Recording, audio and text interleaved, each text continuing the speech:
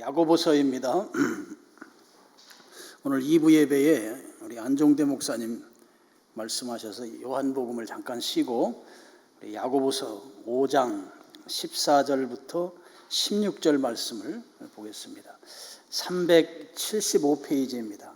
375페이지 우리 한 절씩 교독하고 16절은 합독하겠습니다. 야고보서 5장 14절부터 16절까지.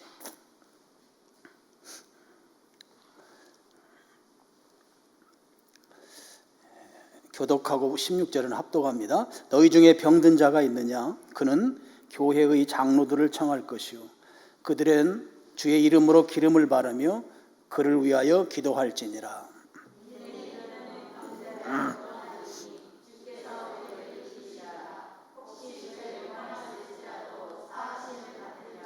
그러므로 너희 죄를 서로 고백하며 병이 낫기를 위하여 서로 기도하라. 의인의 간구는 역사하는 힘이 큼이니라. 아멘. 오늘 2부 예배 때 많이 오셔야 되는데 우리 안종대 목사님 오셨을 때 또 이 코로나 상황이 또 안 좋아서 참석률이 좀 저조할까봐 오늘 아침부터 저는 또 그런 게 걱정이 됐습니다.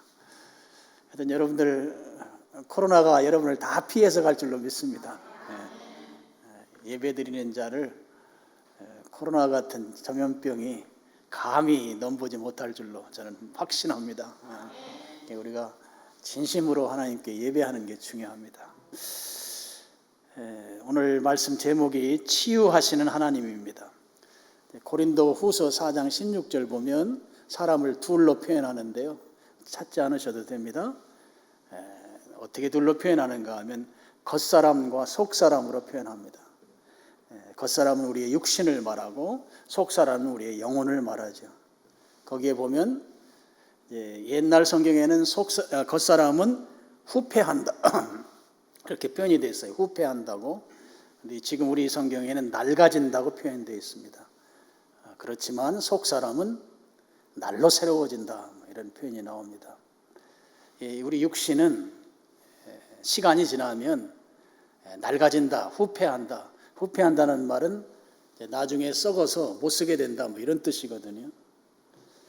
그래서 우리가 이제 나이를 먹으면 우리 성경식으로 표현하면 낡아지면 우리 몸에서 약한 부분들이 드러나기 시작합니다. 낡아지기 전에는 드러나지 않다가 낡아진다는 말은 나이가 먹는다는 말로 바꿔 쓸 수도 있어요. 나이가 먹으면 약한 부분들이 드러나서 이제 아프기 시작한 것이죠. 그러면 아프면 우리는 어떻게 합니까? 당연히 병원에 가서 치료를 받습니다. 또는 나와 같이 비슷하게 아팠던 사람들의 이야기를 듣고 그들이 어떻게 나았는지 그런 것에 또 관심을 갖기도 하고 또 어떤 경우에는 민간요법 같은 것들에 의존하기도 합니다.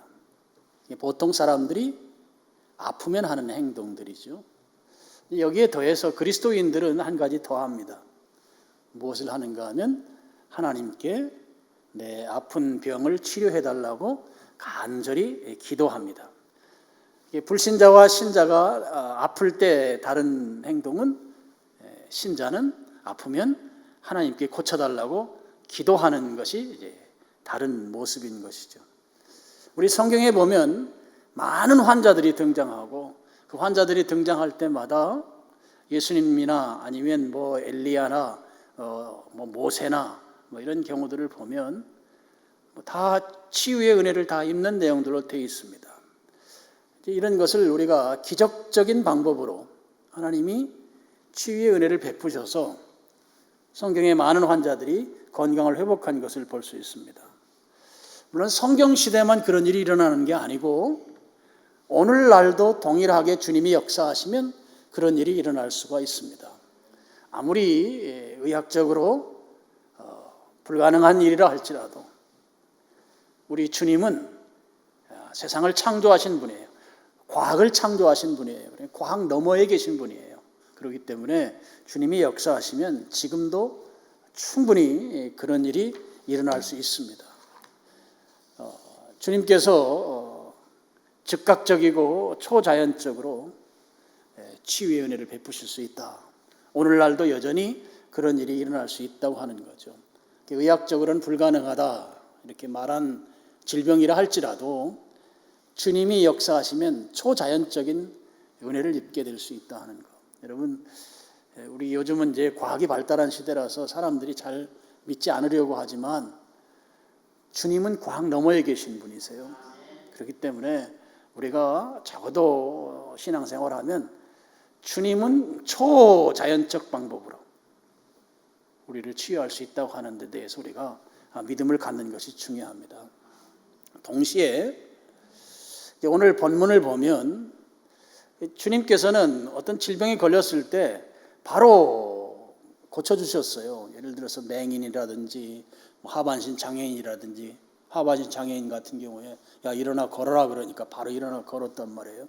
근데 오늘 본문을 보면 치유를 받기 위해서 우리들이 해야 할 일이 있다 하는 것을 가르쳐 주는 거예요.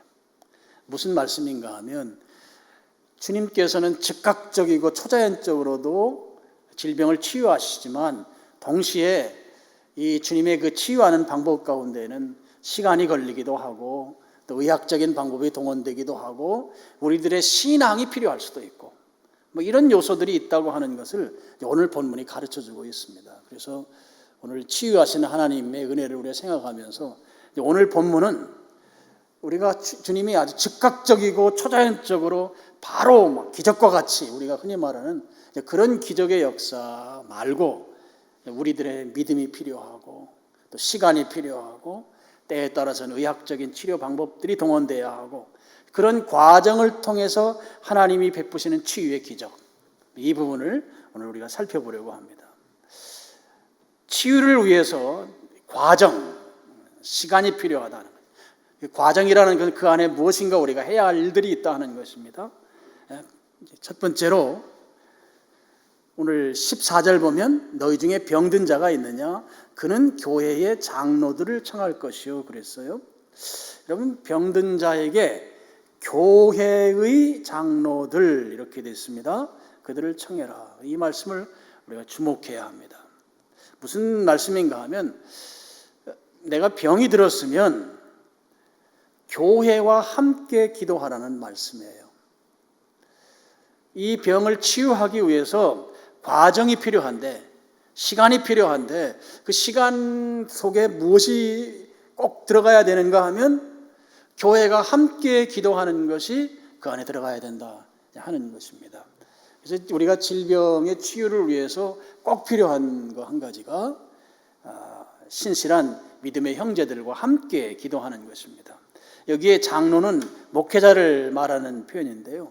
중요한 것은 어떤 목회자만을 이야기한다고 이렇게 제한적으로 말씀하시지 말고 신실한 믿음의 형제들과 함께 그들에게 내 질병을 이야기하고 함께 그 질병 치유를 위해서 기도하는 것이 중요하다 하는 거예요. 보통 이제 아프면 그냥 혼자 조용히 병원에 다니고 이러는데 그러지 말고 병 들었는가 그러면 그 질병의 치유를 위해서 낫기 위해서는 교회 안에서 믿음의 신실한 사람들, 이제 그 중에 신실한 사람들은 목회자이겠죠. 여기 장로로 표현된 또는 믿음이 좋은 중직자들은 이 사명이 있는 사람들이에요. 다 교회의 권사들, 안수집사들이 교인들의 아픈 사람들을 위해서 기도해야 되는 것입니다. 그 다음에 여러분 셀그룹의 리더들입니다. 이런 사람들이 기도해야 되는 것이에요.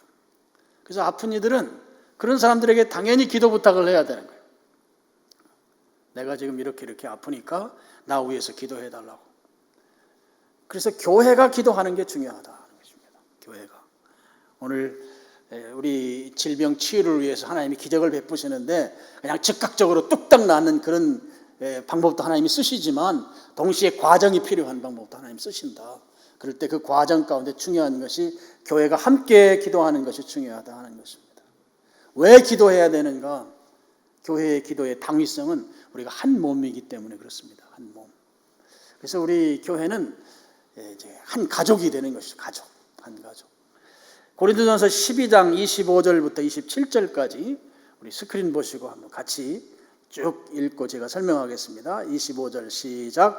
몸 가운데 분쟁이 없고 오직 여러 지체가 서로 같이 돌보게 하셨느니라. 26절 만일 한 지체가 고통을 받으면 모든 지체가 함께 고통을 받고 한 지체가 영광을 얻으면 모든 지체가 함께 즐거워하느니라. 너희는 그리스도의 몸이요 지체의 각 부분이라. 여러분 이 말씀 믿으십니까? 그리고 이 말씀 여러분 실제적으로 살아야 되는 거예요. 여러분 우리 몸은 분쟁하지 않습니다. 여러 지체가 서로 돌봅니다. 여러분 배가 고프면 반드시 손이 음식을 집어야 돼요. 손이 도와주지 않으면 음식 못 먹잖아요. 물론 입으로 직접 먹을 수도 있지만 그 다음에 치아가 또 활동을 해야 돼요. 그러니까 우리 몸은 서로 다 협력해서 서로 돌봅니다. 25절 말씀이죠. 26절 왜 돌보는가 하면 지체가 고통받으면 그 지체만 고통받는 게 아니고 모든 지체가 함께 고통받기 때문이다. 우리 몸이 어디 아프면 그 아픈 부분만 아픈 게 아니잖아요. 몸이 다 힘든 것이에요. 여러분 이 의식이 우리에게 필요한 거예요. 그러니까 우리 성도들 가운데 누가 질병으로 고통당하면 그 고통당하는 그 성도의 개인의 문제가 아니고 우리 전체의 문제라는 것이죠. 그래서 저분이 아픈 것이 곧 내가 아픈 게 되는 거예요. 여러분 그렇게 돼야 합니다. 그래야 기도하는 거예요. 저분이 지금 아픔 가운데 있어요. 치유가 필요해요. 그 아픔이 지체가 아프면 몸이 아픈 것이니까 몸된 내가 같이 통증을 느껴야 되는 것이다. 그렇기 때문에 기도해야 된다 하는 것입니다. 저는 우리 교회가 꼭 이런 교회가 되기를 원해요.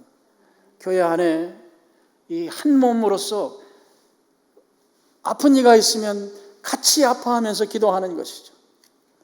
그래서 그 지체를 위해서 교회가 병 낫기를 위해서 간절히 기도하는 것입니다. 중요한 것은 기도 제목을 나눌 수 있어야 돼요. 여러분 이 말이 이게 제가 굉장히 쉽게 말하지만 이게 굉장히 쉽지 않아요. 내가 아픈 것을 말할 수 있다고 하는 것이 이것이 굉장히 쉬운 표현인데 실제 아픈 것을 말하는 게 쉽지 않습니다. 오늘날 내 진짜 기도 제목을 나눌 수 있는 교회가 주님이 원하는, 주님이 기대하는 그런 진정한 교회가 되는 것이다 하는 거예요. 우리가 기도 부탁을 받으면 기도해야 되는 거예요. 기도 부탁 받았기 때문에. 기도 부탁은 엄청 많이 받았는데 기도 안 하면 나는 사기꾼이야. 나는 사기꾼. 한번 해보십시다. 나는 사기꾼.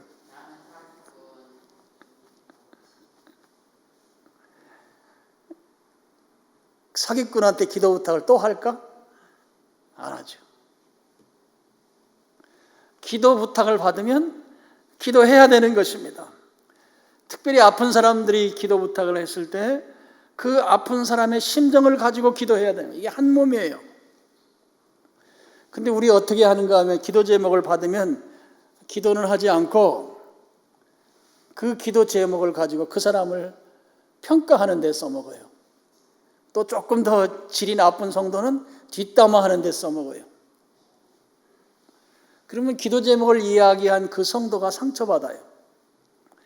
어려움을 겪는다고요. 여러분 그렇게 되면 어떤 문제가 생기는가 하면 정말 중요한 문제가 생기는 교회 안에 기도 제목을 나누지 않게 되는 거예요.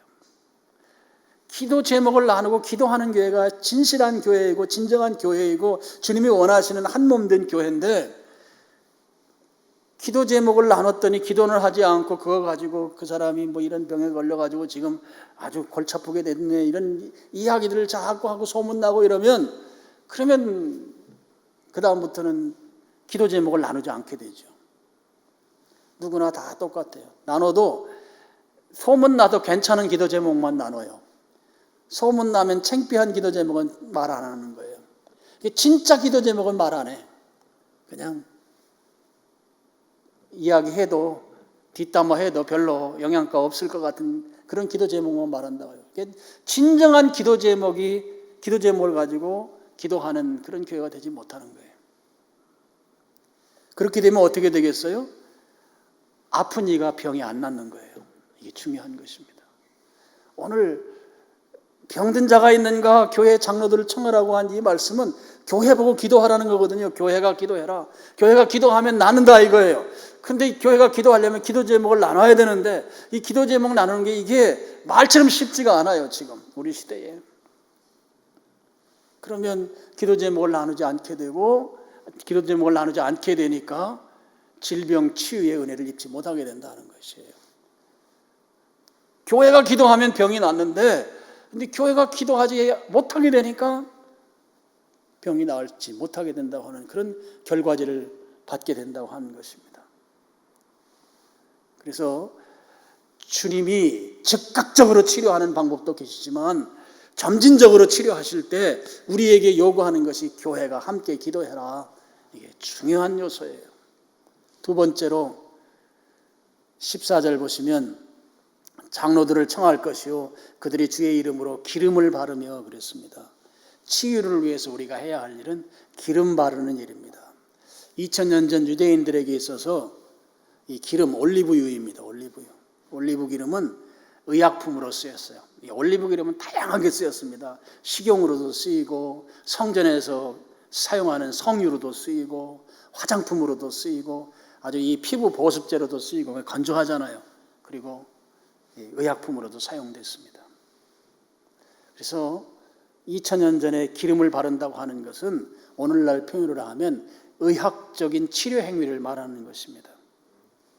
제 말씀을 잘 들으세요. 오직 기도만 하는 것이 믿음 좋은 게 아니고 의학적인 도움을 받으면서 기도하는 것이 믿음 좋은 거예요. 나는 다 필요 없고 난 기도만 하겠습니다가 믿음 좋은 게 아니라 의학적인 도움을 받으면서 기도하는 게 믿음 좋은 것이다. 물론 병원의 도움을 받는다고 해서 다 낫는 건 아닙니다. 우리가 뭐 이런 건 다 아는 상식이죠. 그래서 어떤 경우에는 더 이상 의학적인 치료 방법들이 무용한 경우들도 있어요.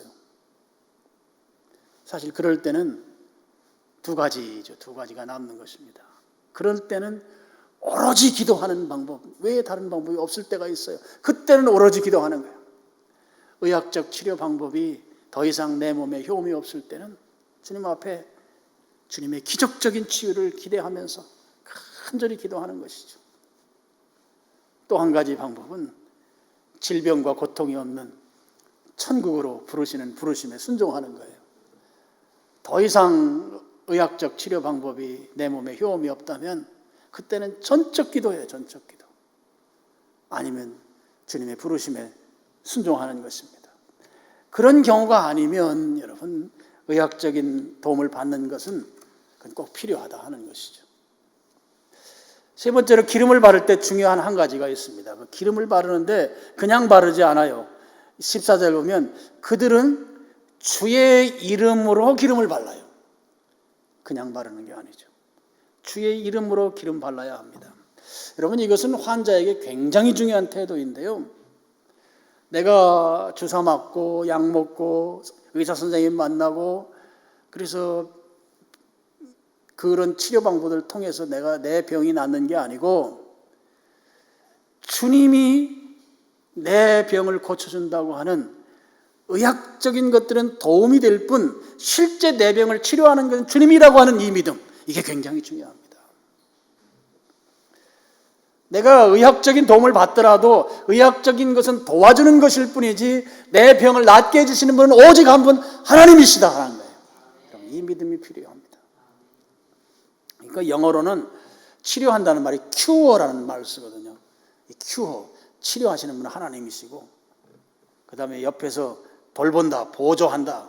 이거 케어라고 불러요. 케어하는 것은 의료진이다 그래요. 벤자민 플랭클린이 이런 말 했어요.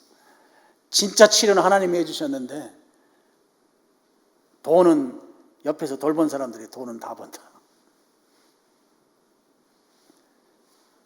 여러분 의학적인 것은 도와줄 뿐이지 실제 치료하는 건 하나님이세요. 제발 이걸 믿으셔야 돼요. 여러분 우리 뼈가 부러지잖아요. 뼈 부러지면 의사들이 하는 것은 석고붕대 감아주는 거예요. 뼈가 어긋나지 않게. 뼈를 가서 의사들이 붙여놓는 거 아닙니다. 하나님이 다 알아서 뼈가 제대로 다 붙도록 다 하나님이 하십니다.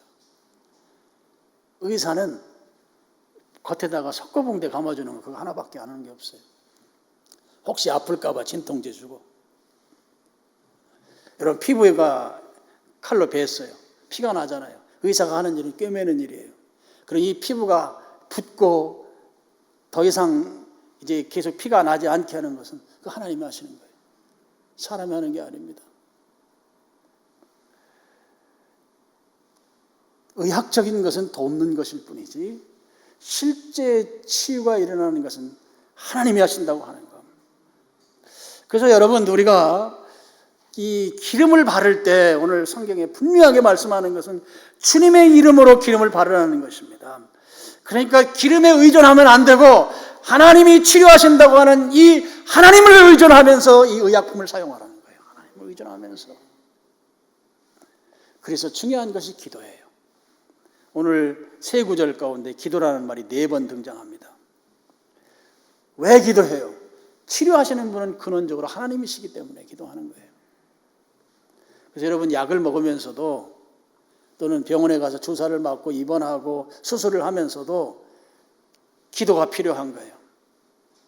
여러분 똑같은 약을 먹어도 어떤 사람은 낫지 않는데 어떤 사람은 나아요. 똑같은 수술을 했는데 어떤 사람은 안 낫는데 어떤 사람은 나아요. 하나님이 치료하신다는 것이에요. 그래서 중요한 게 기도다 하는 것입니다.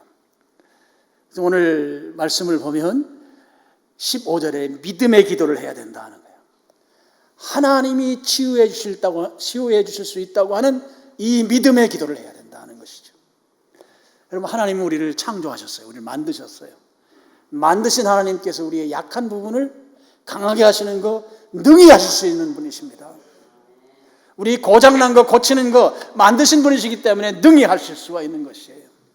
그래서 하나님은 능히 하실 수 있다고 하는 이 믿음의 기도가 필요하다 하는 것이죠. 그 다음에 16절을 보면 15절 하반절과 16절을 보면 회개의 기도가 필요해요. 회개의 기도가. 젊었을 때 건강할 때는 하나님 없이도 살 수 있었어요. 그렇게 우리가 자신감이 넘친 삶을 살았어요. 근데 아파 보니까 내가 얼마나 자고하면서 교만하게 살아왔는지 하나님 앞에 무릎을 꿇지 않을 수가 없는 거예요. 이제는 하나님의 도우심이 없으면 내가 건강해질 수 없다고 하는 이 사실이 깨달아지면서 그동안 하나님 없이도 살 수 있다고 생각해왔던 그 자고했던 자기의 삶을 회개하는 것이죠. 건강할 때 폼 잡으면서 자고하며 살아왔던 나의 삶을 회개하는 게 필요한 거예요. 회개하는 삶. 그래서 회개의 기도가 필요합니다. 주님이 이 질병을 치유해 주시지 아니하시면 저는 나을 길이 없습니다. 젊었을 때 건강할 때 주님 없어도 살 것처럼 폼 잡았던 삶을 회개합니다. 회개의 기도가 필요한 것이죠. 그리고 중보의 기도, 아까 말씀드렸던 대로 교회의 기도가 필요한 것입니다. 오늘 우리가 이 말씀을 통해서 꼭 기억할 것은 우리의 질병을 치료하시는 분은 하나님이시다 하는 거예요. 하나님이시다. 여러분 이 사실을 믿으셔야 합니다. 의사는, 의약품은 돕는 것이다. 돕는 것. 그래서 하나님의 치유가 즉각적으로 일어나기도 하지만 서서히 점진적으로 일어나기도 한다. 그 점진적으로 치유가 될 때 그 과정 가운데 필요한 것을 보니까 2가지가 필요한 거예요. 하나는 기도하는 것. 주님이 치료하신다고 하는 이 믿음 때문에 기도하는 것. 또 한 가지는 의약품을 사용하는 거예요. 의료기관의 도움을 받는 것. 이 과정을 통해서 하나님이 치유의 은혜를 베푸신다 하는 것입니다. 여러분 예수님의 그 치유 사역 가운데 지금 우리 점진적 치료에 대한 이야기를 제가 말씀드렸잖아요. 그 벳세다의 맹인 고친 이야기가 점진적 치유의 하나 중요한 사례예요. 유일하게 성경에 예수님이 즉각적으로 다 치료했는데 이 맹인 한 사람 고칠 때는 점진적으로 치료한 사례가 하나가 나와요. 우리 성경 스크린 보시고 우리 같이 쭉 22절부터 26절까지 같이 한번 읽겠습니다. 시작.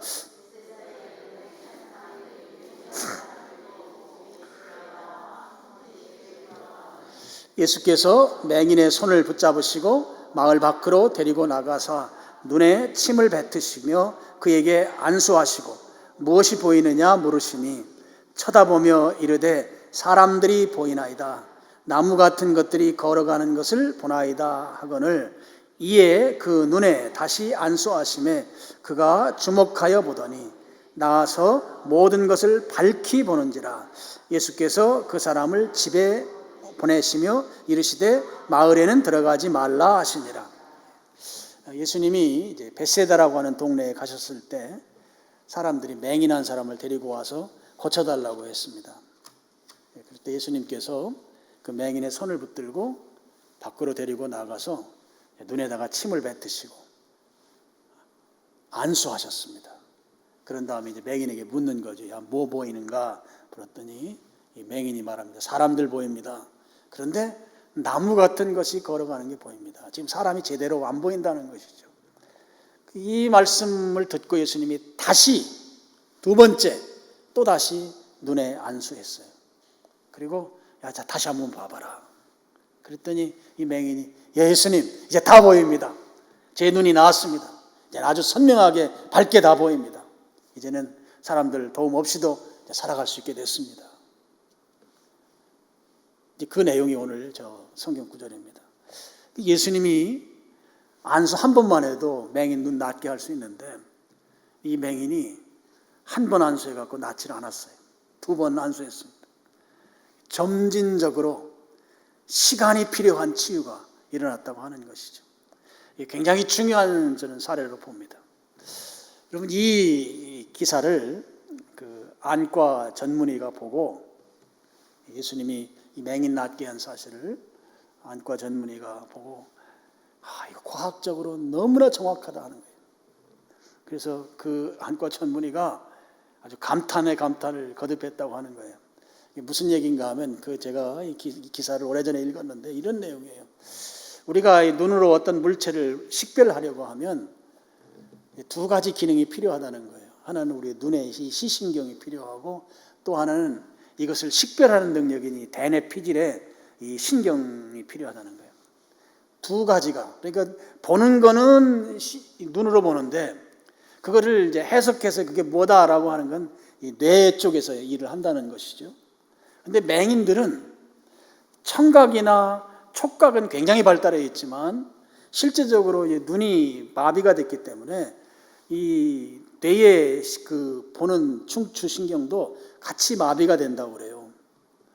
그래서 과학적으로는 눈이 좋아지면 이 뇌의 대뇌 피질의 중추신경도 같이 좋아져야만 제대로 볼 수가 있다고 하는 거예요. 근데 시력이 만약에 회복됐는데 이 뇌 쪽에 그걸 분석하고 분별하는 이 신경이 회복이 되지 않으면 보는 거가 굉장히 고통스럽다고 합니다. 우리는 그런 경험을 이제 하지 않았기 때문에 모르지만 이제 이 과학적으로 눈으로는 보는데 뇌에서 그걸 이제 분별을 못하니까 아주 굉장히 고통스러운 과정을 겪는다는 거예요. 그래서 맹인이 보게 됐다고 하는 그 자체는 좋은 게 아니고 실제적으로는 굉장히 고통스럽다 하는 것입니다. 근데 지금 예수님께서 이 맹인을 치료하실 때 처음에 안수했을 때는 제대로 지금 확실하게 보이지 않게 치료했다는 거예요. 근데 그건 무엇을 말하는가 하면 마비되어 있는 이 뇌신경도 지금 예수님께서 동시에 회복시키는 과정이라는 것이죠. 그래서 이 맹인이 그 고통을 겪지 아니하도록 주님께서 정확하게 일하시고 계시다는 것이에요. 그러니까 맹인으로 하여금 제대로 볼 수 있게 하는 데는 눈과 뇌가 동시에 다 좋아져야 하는데 이 동시에 좋아지는 것은 과정이 필요하다는 과정. 시간이 필요하다는 시간이. 주님은 우리는 보통 기적하면 막 즉각적으로 무슨 일이 일어나는 것을 기적이라 말하지만 실제적으로 이런 과정, 시간이라고 하는 것이 필요하고 그 시간을 통해서 주님이 일하실 수 있다는 거예요. 그렇다고 해서 그것이 기적이 아닌 게 아니다 하는 거예요. 이 사실을 아셔야 하는 것입니다. 예수님은 일하시되 치유하시되 정확하게 치료하신다. 맹인의 사건을 통해서 우리가 알 수가 있습니다. 예수님은 죽은 자도 살리시는 분이십니다. 말씀드린 대로 과학을 만드신 분이시기 때문에 과학을 초월해서 일하실 수 있는 분이세요.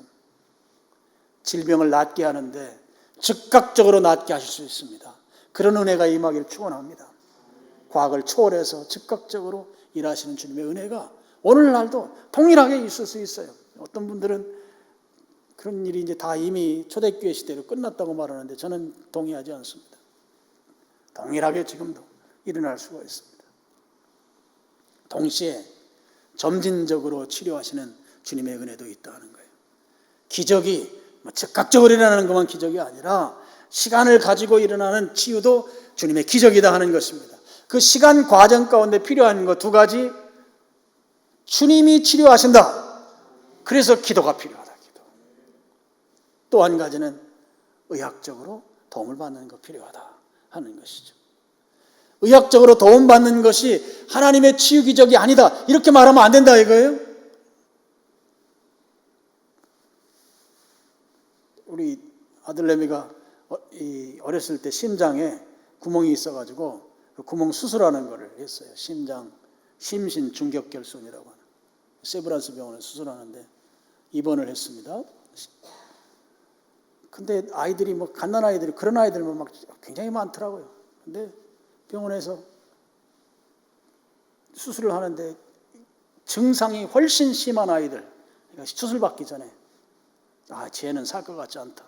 근데 수술 받고 회복이 돼서 아주 건강하게 태어나는 아이도 있는데 수술 받기 전에 굉장히 건강한데 겉으로 볼 때는 근데 수술실에 들어가서 그냥 죽어서 사망하는 아이들도 제가 그때 너무너무 충격을 받았어요. 죽을 것 같은 아이가 죽으면 괜찮은데 그렇게 건강하고 엄마 앞에서 애교를 떨고 막 이러는 아이들이 수술실에 들어갔다가 다시 살아나오지 못하는 거예요. 치유라고 하는 것은 의학은 도울 뿐이지 살리는 분은 주님이시다. 이 믿음이 우리에게 필요한 것입니다. 오늘 우리가 살아가는 시대는 예전에 없던 그런 병들이 자꾸 생기는 것 같아요. 여러분 전염병 코로나19라고 하는 것도 여러분 살아오시면서 들어보신 적 있나요? 새로 생긴 병이지. 거기다가 지금은 이제 이 코로나가 자꾸 변이가 생겨서 델타 변이죠. 델타, 알파, 베타, 감마, 델타, 입실론. 지금 아마 델타 변이 그 너머를 넘어갔을 거예요. 계속 새로운 이 변이들이 생기고 지금 젊은이들에게 특별히 델타 변이는 전염성이 강하다고 지금 이야기가 나오고 있습니다. 이렇게 지독한 병들이 계속 나타나는 시대에 우리가 살고 있습니다. 그렇지만 우리는 두려워할 필요가 없다 하는 것이에요. 왜요? 주님이 치유해 주시기 때문입니다. 질병을 치유해 주시는 하나님이 우리와 함께 하시기 때문에. 그리고 저는 모두에 말씀드렸지만 주님이 우리를 지켜주실 것이에요. 다 막아주실 것입니다. 주님 앞에 진솔하게 예배로 나아가는 자들을 주님이 지켜주실 거예요. 왜요? 주님은 예배하는 자를 기다리고 계시고 그들을 찾고 계시고 그들에 대한 주님의 간절함이 있기 때문에 예배하는 자는 보호해 주십니다. 확실하게 믿습니다. 예배하는 자 주님 보호해 주십니다. 예배를 드리는 자 보호해 주세요. 그래서 여러분 살다가 육신은 겉사람은 낡아져요. 후패해요. 그러면 우리 약한 부분이 아프기 시작해요. 그럼 그때 어떻게 해야 되는 거예요? 의학적인 도움을 받으면서 질병은 하나님이 치료하신다라고 하는 아주 단단한 믿음으로 기도하는 것입니다. 그러면 하나님께서 치유의 은혜를 베풀어 주십니다. 우리 성경 구절 하나만 읽고 오늘 말씀을 마치겠습니다. 마태복음 19장 26절 우리 스크린 보고 같이 한번 큰 소리로 읽어보겠습니다. 시작. 예수께서 그들을 보시며 이르시되 사람으로는 할 수 없으나 하나님으로서는 다 하실 수 있느니라. 하나님 다 하실 수 있어요. 기도하겠습니다. 아버지 하나님, 우리 현대를 살아가는 저희들에게 예전에